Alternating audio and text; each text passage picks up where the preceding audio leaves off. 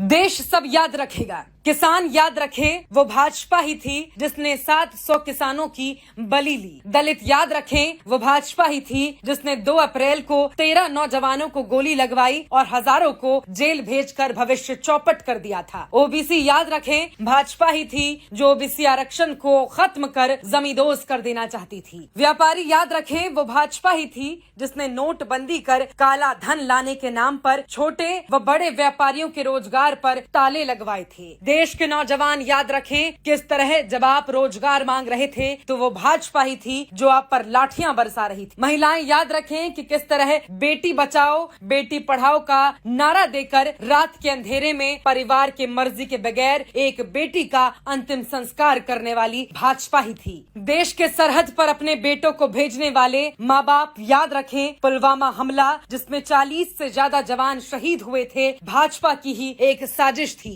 देश के लोग वो कोरोना का दौर भी याद रखें जब देश को अस्पतालों की जरूरत थी तो मंदिर बनवाए जा रहे थे। जब लोगों को दवाई चाहिए थी तब ताली और थाली बजवाने में भाजपा लगी हुई थी। देश को अडानी अंबानी जैसे पूंजीपतियों के हाथों में बेचकर देश के नौजवानों को बेरोजगार करने वाली भाजपा ही थी। जो भाजपा को वोट देगा वो अपने साथ साथ अपने बच्चे अपनों के भविष्य के साथ भी गद्दारी करने का काम करेगा। भाजपा भगाओ देश बचाओ।